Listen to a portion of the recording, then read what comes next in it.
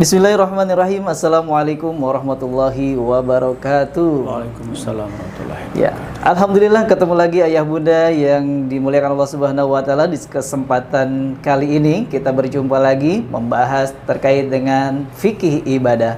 Tentunya tidak lupa bersama pemateri kita yang sudah sangat luar biasa dan berpengalaman tentunya. Siapa lagi kalau bukan Al-Ustadz T. Munandar Hilmi. Assalamualaikum warahmatullahi wabarakatuh, Ustadz. Waalaikumsalam warahmatullahi wabarakatuh. Bagaimana kabarnya kali ini, Ustadz? Alhamdulillah baik. Tetap semangat. Tetap semangat. Allahu Akbar. Allahu Akbar.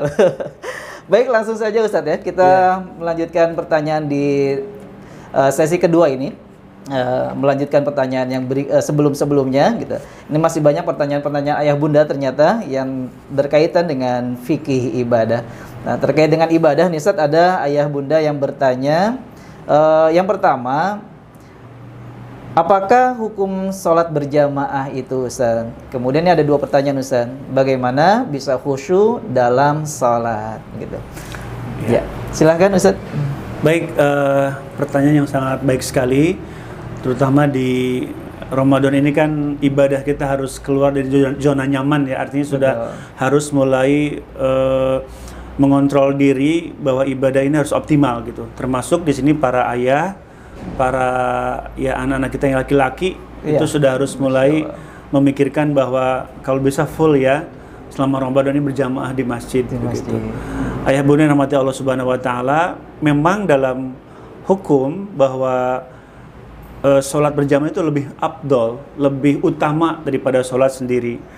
Baginda menyampaikan dalam hadis riwayat Imam Bukhari Muslim, sholatul jamaati afdolu min sholatil fardhi, ya, bisab'i wa isrina darajah, dengan 27 derajat.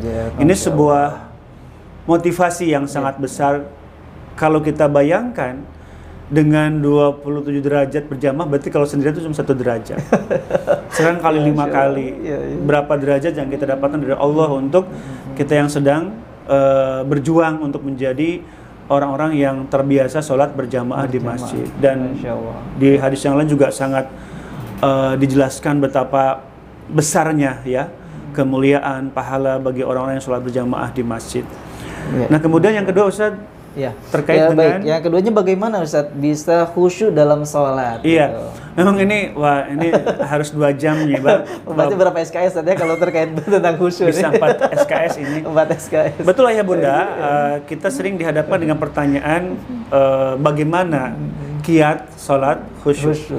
Dan memang tidak ada rumus yang pasti untuk menjadikan sholat kita khusyuk, karena itu sangat bergantung kepada diri sendiri gitu, mau tidak gitu, memfokuskan diri bahwa saya sedang sholat berhadapan dengan Allah Subhanahu wa taala, sehingga apapun yang tidak mendukung kekhusyuan kita hindarkan. Dan apa yang bisa mengkhusyukkan kita dalam sholat, kita hadirkan dalam sholat kita. Nah, misalnya ini kasus yang pernah Rasulullah SAW hadapi dengan Sayyidah Aisyah. Waktu itu Rasulullah akan sholat sunnah ya, tentunya karena di rumah Aisyah. Begitu hendak takbiratul ihram, Nabi melihat ada gambar di kain yang Aisyah pasang ya, namanya juga perempuan ya, sukalah dengan dekorasi-dekorasi begitu. Kata baginda apa? Amiti kata Rasulullah, jauhkan gitu, karena aku sedang akan sholat dan ini akan mengganggu pandangan aku ketika sholat, akan membuat tidak khusyuk. Selevel Nabi yang hatinya bersih, pandangannya jernih, melihat gambar itu pun Nabi ingin dijauhkan, saking tidak ingin terganggu sholatnya, ingin khusyuk. Apalah kita Allahu Akbar, lihat ke tempat sujud ada gambar-gambar Ka'bah, Masjidil Aqsa, Masjid Nabi, kita kapan ya ke Ka'bah, lihat ke bawah, ngelamun, keganggu. Maka saya suka lebih suka sejadah itu yang polos aja kalau bisa, biar tidak mengganggu kekhusyuan. Intinya ya Bunda, khusyuk itu bisa kita ciptakan lewat pemokusan diri kita, pikiran kita, hati kita. Apa yang kita baca kita ketahui artinya, dipahami. Ayat yang kita baca juga kita paham, walaupun juga butuh belajar ya. Tapi setidaknya kita larut dalam bacaan Apa yang kita baca dalam sholat. Jadi nggak bacaan kemana, hati kemana. Nah ini yang seringkali kita Iya, rasakan. terkadang pas lagi sholat apa yang hilang gitu bisa ingat gitu. Nah kan. itu, iya ya. Lupa nyimpan kunci gitu. Betul. Makanya ada istilah kalau kamu pengen nyari barang sholat Yang aja. hilang gitu, sholat Ini aja. nggak boleh ya Bunda. Ini apa namanya penyalahgunaan. Tujuan sholat, sholat udah ibadah kepada Allah. Tiba-tiba bukan untuk mencari sesuatu yang hilang. itu setan sebetulnya. Itu setan. Iya. Lagi sholat ingat, oh iya HP di atas kulkas. Ketika sholat. Ya, maka sekali lagi, ayah bunda rahimakumullah, yuk kita fokuskan pikiran hati kita bahwa kita sedang bermunajat dengan Allah Subhanahu wa taala. Nabi memberikan arahan, lihat ke tempat sujud kita. Ya. Tapi ingat, khusyuk bukan berarti tidak ingat segala-galanya. Ya, bisa kita menggendong anak, bahkan ada juga membunuh binatang yang membahayakan, itu masih dalam kategori khusyuk selama kita masih fokus dengan ini saya sedang berhadapan dengan Allah Subhanahu wa taala. Masya Allah. Jadi intinya pada keikutsertaan hati ya, kita dalam sholat gitu ya. saat ya. Khudu, kita menghadap pada Allah dengan merendahkan diri kita di hadapan Allah, itu akan membantu kita akan lebih sekali. Ya. Masya Allah. Demikian ayah bunda pemaparan dari Ustadz terkait dengan bagaimana hukum sholat berjamaah. Tadi sudah disampaikan bahwa afdolnya kita sholat berjamaah itu, bahkan derajatnya pun ketika sholat sendiri dengan sholat berjamaah itu 27 derajat kalau kita sholat berjamaah. Masya Allah ya. Kemudian untuk khusyuk dalam sholat tentunya itu dikembalikan kepada diri kita masing-masing ya. Kita khusyuk berupaya bisa setidaknya memahami apa yang kita baca tadi yang disampaikan oleh Ustadz, apa yang kita baca dalam sholat kita bisa pahami, itu akan membantu kita untuk lebih khusyuk lagi dalam beribadah. Betul. Masya Allah, luar biasa. Selanjutnya ini ada pertanyaan berikutnya Ustadz, bagaimana agar semangat belajar berpuasa, tapi bagi anak kelas 1 nih, 1 SD. Kelas 1 itu 6-7 tahun ya. Iya, betul sekali ya Bunda. Di pertemuan sebelumnya sudah juga dibahas bahwa kewajiban itu muncul pada saat anak sudah balik ya, dengan haid untuk anak perempuan dan mimpi basah buat anak laki-laki. 7 tahun belum balik. Tetapi berulang saya mengatakan ini edukasi yang Nabi sampaikan di waktu sholat 7 tahun itu kan. Nah makanya ketika anak kita ingin jadi orang-orang yang nanti pandai berpuasa, semangat berpuasa, maka di usia 7 tahun atau kelas 1 SD itu sudah menjadi habit, pembiasaan. Insya Allah nanti kedepannya anak ini akan terbiasa. Dan ingat ayah bunda, jangan dipaksa ketika anak sudah tidak mampu lagi. Beda, tidak mampu dan malas beda. Nah, ketika anak sudah tidak mampu lagi, misalkan punten ya ada penyakit atau apa, jangan dipaksakan. Toh juga belum kewajiban dia. Berikan semangat, ada reward ya kalau perlu. Misalkan kalau tamat sehari nanti bunda akan kasih Rp2.000. Itu boleh untuk anak-anak seusia gitu. Memberi hadiah, nggak apa-apa. Biar anak tuh merasa senang gitu kan, harus suka dulu. Betul, nanti lah lama-lama aja nggak, insya Allah nggak akan minta hadiah. Kalau nanti akan terbiasa nanti perlu nggak minta lagi gitu. Nanti sama Allah mintanya. Udah paham. Sama Allah mintanya nanti. Gitu. Baik, ya. Itu sebagai stimulus saja Ustaz, biar lebih semangat gitu ya. Masya Allah. Ya. Baik, terima kasih Ustaz untuk pertanyaan selanjutnya. Ini ada 3 pertanyaan Ustaz. Yang pertama, bagaimana cara kita mengetahui kalau sholat atau ibadah puasa kita itu diterima oleh Allah Subhanahu wa taala? Masya Allah. Kemudian yang kedua, sahkah sholat kita sambil memejamkan mata nih, Allahu Akbar tapi merem gitu kan? Iya, katanya lebih khusyuk gitu, supaya ibadah kita lebih khusyuk. Ini kembali ke yang tadi soal itu ya, terkait dengan khusyuk gitu. Sholatnya sambil merem gitu. Nah, itu upaya gitu ya biar khusyuk sholatnya. Dan yang ketiga, bolehkah membaca Al-Quran atau tadarus di HP, di gadget gitu ya, tapi tanpa berwudu gitu Ustaz. Nah, baik. Silakan Ustaz untuk yang pertama ya, bagaimana cara kita mengetahui kalau sholat atau ibadah puasa kita diterima oleh Allah Subhanahu wa taala? Iya, nuhun Ustaz atas dari pertanyaannya orang tua yang luar biasa. Ini memang Masya Allah ya, pertanyaannya luar biasa. Iya. Memang tidak ada rumus atau kata-kata akhir bahwa oh sholat Anda diterima gitu. Oh congrats ya. Ada reward. Sama diterima Allah. Tidak ada indikasi ke sana. Cuman ya Rasulullah tuh hanya memberikan guidance, arahan-arahan.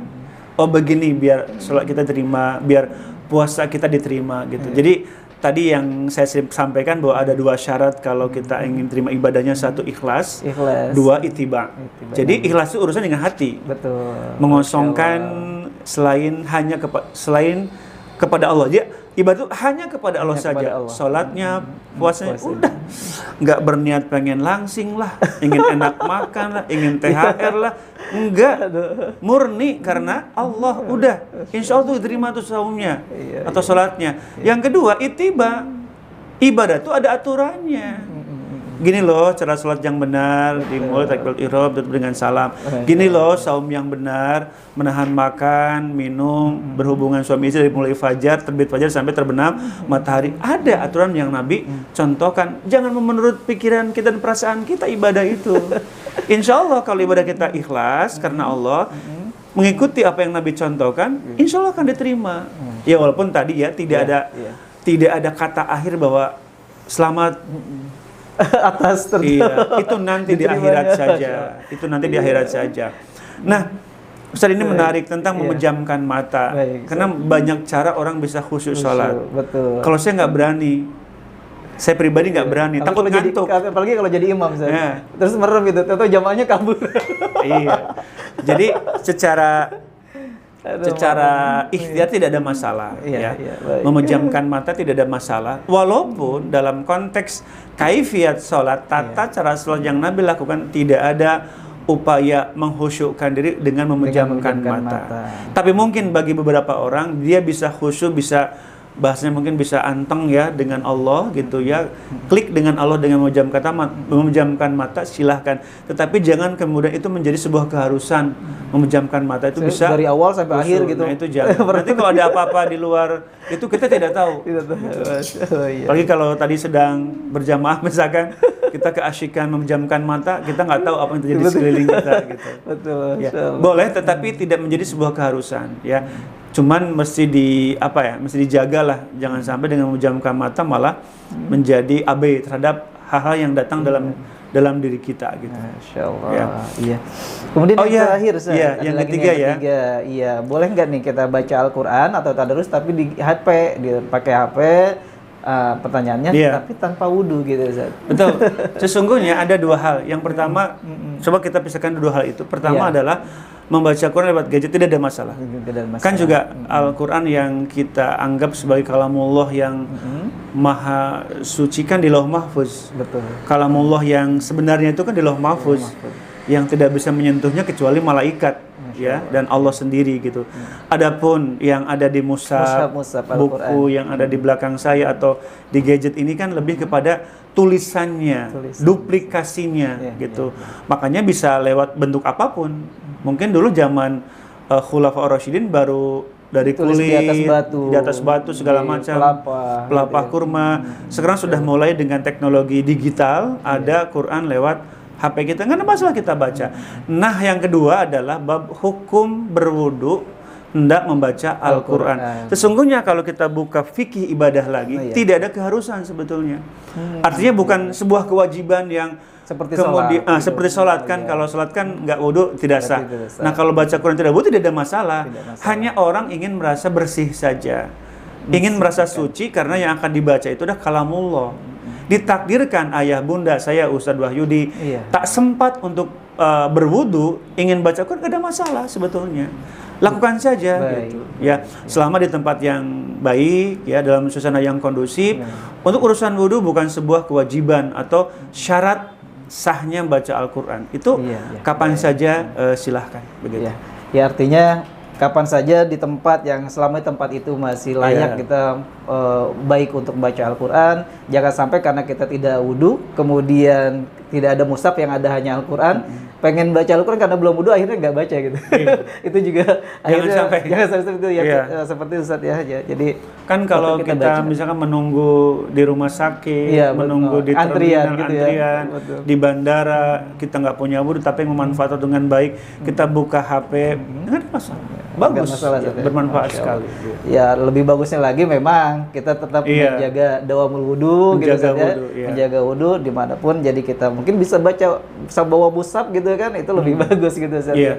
Jadi jangan sampai kita ada malu misalnya misalnya kayak di bandara gitu, Ustaz, ya, sambil nunggu antrian di rumah sakit misalnya tadi yang untuk sampaikan sambil baca mushaf, kan itu lebih bagus sebetulnya, Ustaz, ya, kayak gitu. Tapi lingkungannya juga mungkin ya. Gitu, kadang siap. kita merasa tidak siap, merasa malu, padahal siapa yang orang kita malu, nggak juga sih. Orang malah seneng ya Bisa, lihatnya. harusnya kita bangga untuk syiar. Ada kan di negara tertentu ya, Iya, mereka betul, sudah biasa baca Al-Quran di depan khalayak gitu. Betul, Karena menjadi habit mereka seperti baca buku biasa gitu. Luar biasa sih. Masya Allah. Kalau ada ya. Mudah-mudahan kita terbentuk habit seperti itu. Tapi kan kalau pakai HP masa masih malu sih. Iya. Baik. Ya, terima kasih, Ustaz. Iya. Selanjutnya, Ustaz, ini ada pertanyaan lagi dari Ayah Bunda.